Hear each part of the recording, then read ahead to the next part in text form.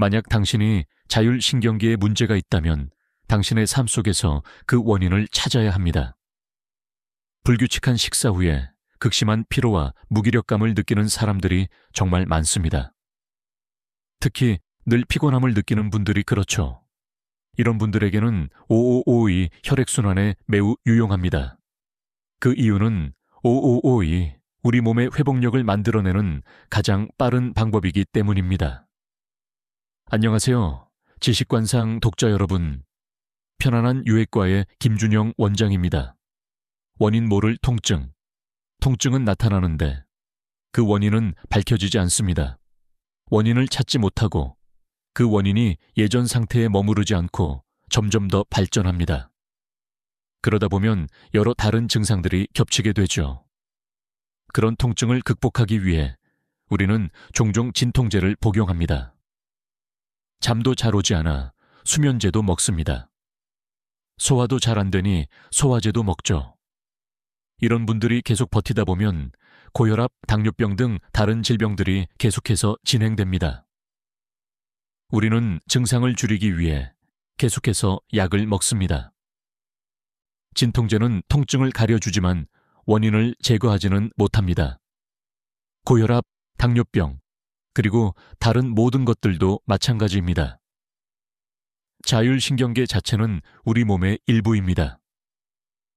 그것은 자연 치유력을 회복시키는데 도움이 되는 기본적인 힘입니다. 자율신경계는 말 그대로 우리 몸이 자율적으로 움직일 수 있게 해주는 신경계입니다. 시작하기 전에 오늘 어디서 이 영상을 보고 계신지 정말 궁금합니다. 아래에 댓글을 남겨주시고 궁금한 점이 있다면 무엇이든 편하게 질문해 주세요. 그리고 최고의 건강 정보를 놓치지 않으시려면 구독 버튼을 누르고 알림 설정을 켜는 것을 잊지 마세요. 그리고 지금 이 순간 저와 함께하고 계시다면 댓글에 숫자 1을 입력해 주세요. 이 영상이 마음에 와 닿는다면 1을, 그렇지 않다면 0을 남겨주시면 감사하겠습니다. 우리 몸에는 다양한 기관이 있습니다. 아시다시피 위, 대장, 간, 창자 등은 모두 여러분에게 매우 익숙합니다. 하지만 그런 기관뿐만 아니라 근육과 혈관까지 모두 독립적으로 작동하고 잘 유지되어야 합니다. 그들이 스스로 이것을 할 수 있다는 것은 자율신경계가 살아있고 완벽하게 작동하고 있다는 것을 의미합니다. 그 기능은 자율신경계가 살아있고 완벽하게 작동할 때 100% 효과적입니다. 자율신경계가 약해지기 시작하면 실조는 완전한 상실을 의미합니다.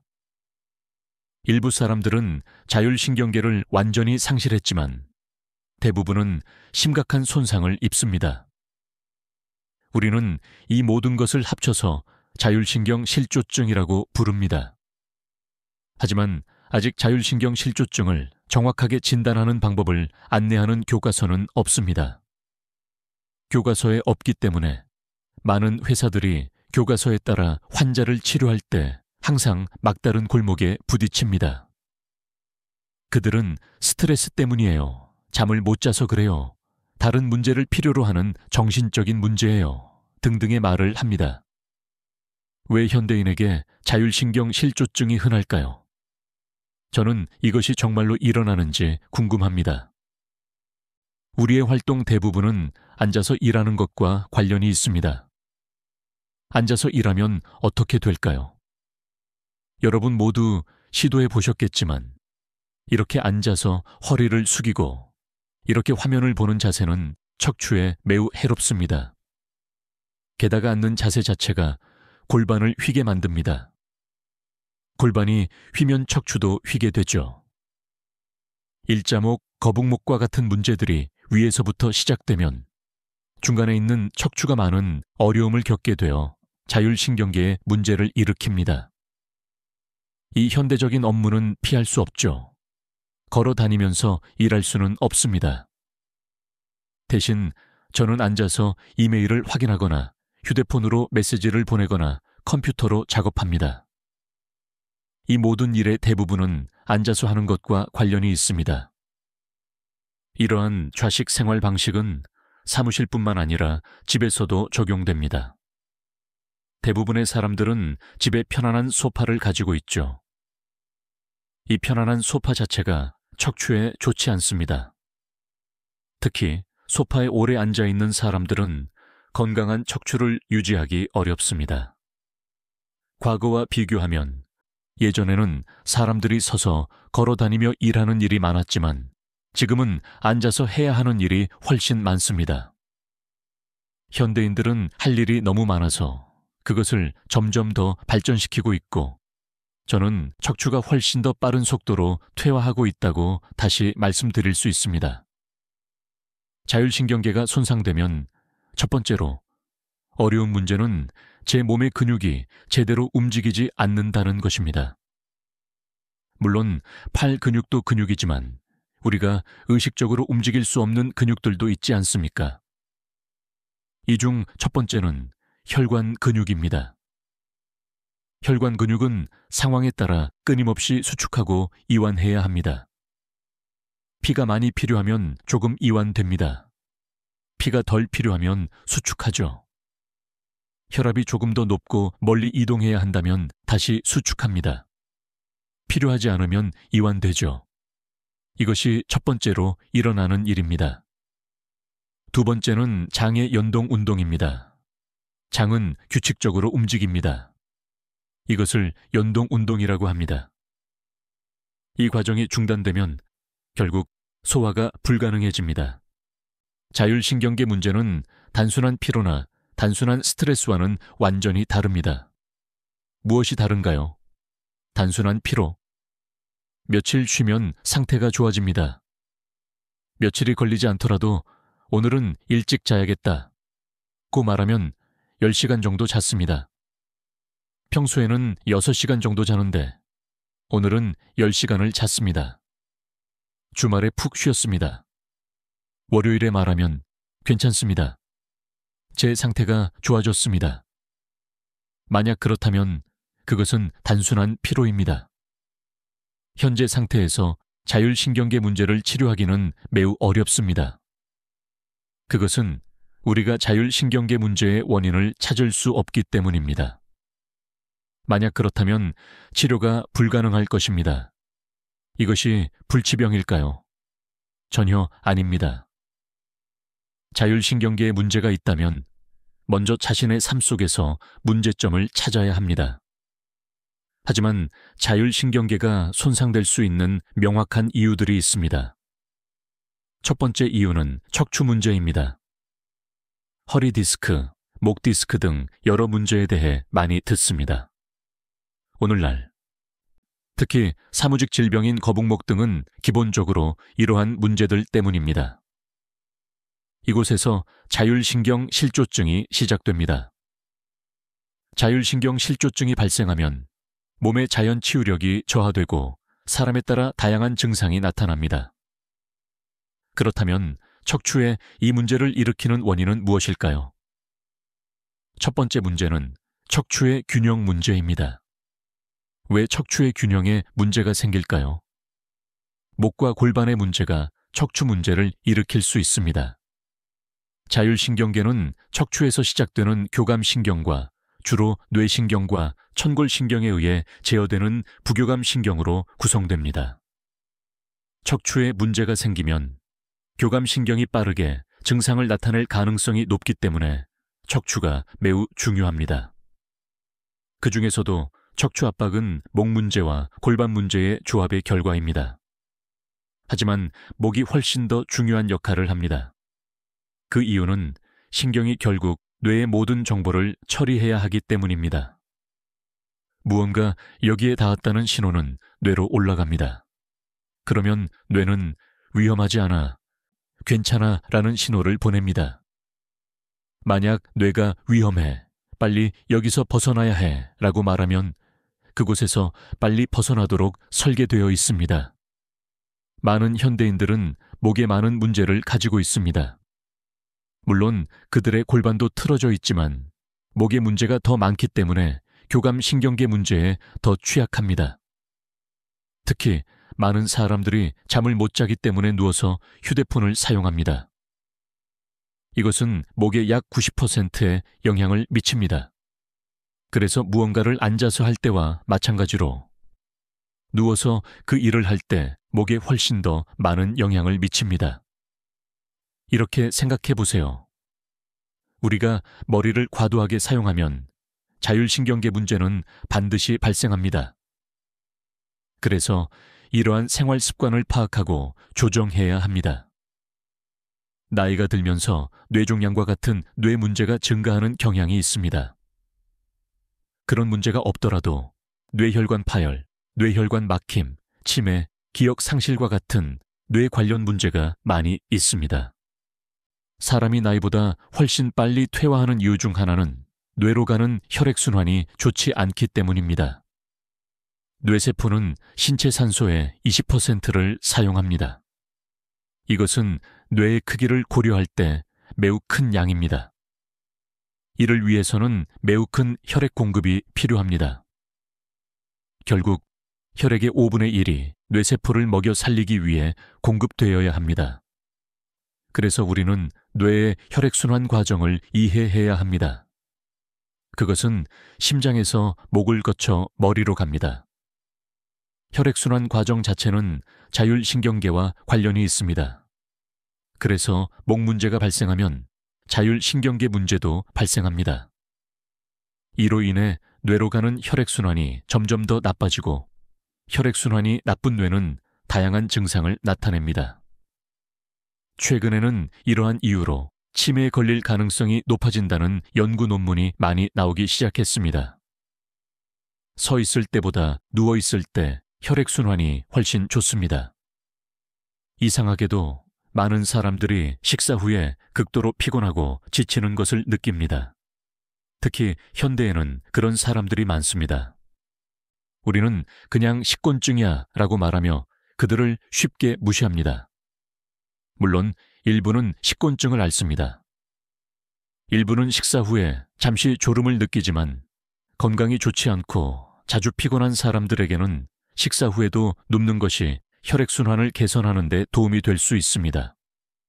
이것은 식사 후의 장으로 더 많은 혈액이 흘러야 하기 때문에 뇌로 가는 혈액순환이 감소하기 때문입니다. 그래서 우리는 졸음을 느낍니다. 졸리거나 어지럽거나 피곤한 가장 기본적인 현상은 뇌가 피곤하다고 말하는 것과 같습니다.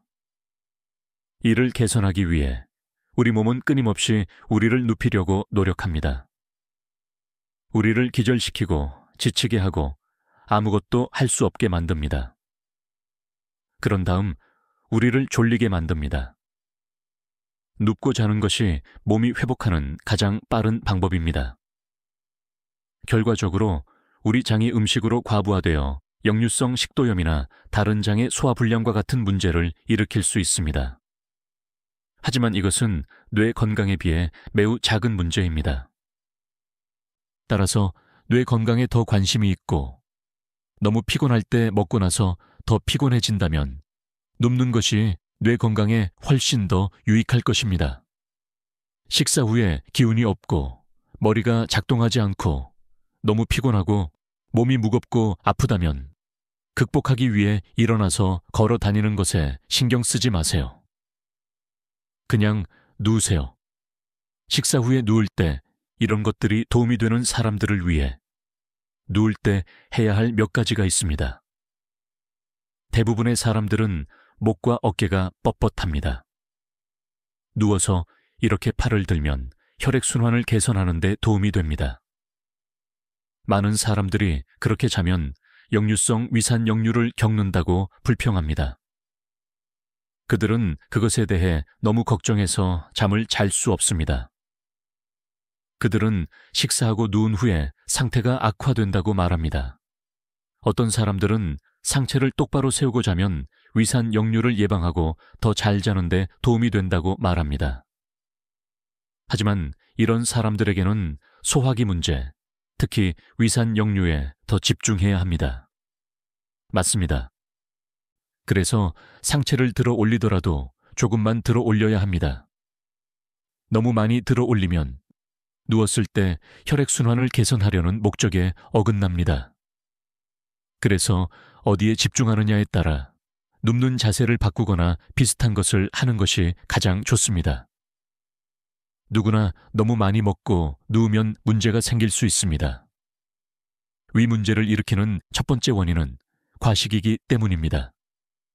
둘째, 정기적으로 설탕, 밀가루, 음료수, 과일을 섭취하는 사람들입니다. 다음으로 매운 음식을 먹는 사람들입니다. 이 사람들은 일상생활에서 이미 위가 많이 손상된 사람들입니다. 이런 사람들이 누우면 다양한 소화기 문제를 겪는 경우가 많습니다. 소화불량, 위산역류, 포만감, 팽만감 및 유사한 문제를 겪을 수 있습니다. 졸릴 수 있다는 것을 모르고 너무 많이 먹는 경우가 있지 않습니까? 먹을 때 너무 맛있어서 많이 먹을 때가 있습니다. 그런 경우에도 너무 졸리고 몸이 너무 피곤하고 아프다면 눕는 것이 훨씬 더 좋습니다.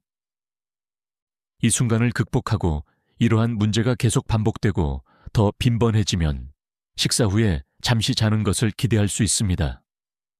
그런 경우에는 조금 먹는 것이 여러 면에서 훨씬 더 도움이 됩니다. 대부분의 작업은 앉아서 이루어집니다. 그리고 업무 효율을 높이기 위해 앉아야 하므로 더 집중하게 되지 않습니까? 집중하면 나도 모르게 자세가 흐트러지는 경향이 있습니다. 엉덩이가 이렇게 처지거나 화면 쪽으로 앞으로 기울어지곤 합니다. 자세에 문제가 있다고 느끼면 반드시 일어나야 합니다. 앉아서 스트레칭을 하면 잠시 도움이 될 수 있지만 그다지 도움이 되지 않습니다. 일어나는 것이 매우 중요하지만 그냥 일어나는 것만으로는 충분하지 않습니다. 그냥 서고 앉는 것보다는 사무실을 돌아다니거나 화장실을 사용하는 것이 좋습니다. 10분이나 20분 걷는 것을 추천하지 않습니다. 단 몇 분이라도 사무실을 돌아다니거나 화장실을 사용하는 것만으로도 업무 효율을 높이고 척추, 특히 목을 보호하는 데 도움이 될 것입니다. 이것을 기억하세요. 앉을 때 머리를 엉덩이와 골반보다 높게 유지하는 것이 훨씬 더 중요합니다. 물론 집중하면 이 자세가 흐트러질 수 있지만 처음 앉을 때 그 자세를 유지하는 것이 가장 좋습니다. 이것을 하는 가장 좋은 방법은 엉덩이를 의자 깊숙이 이렇게 누르는 것입니다. 그러면 편안하게 앉을 수 있습니다. 하지만 척추 건강을 위해 우리 모두 이렇게 등받이 중간쯤에 똑바로 앉지 않습니까? 이 자세는 오랫동안 유지하기가 매우 어렵습니다.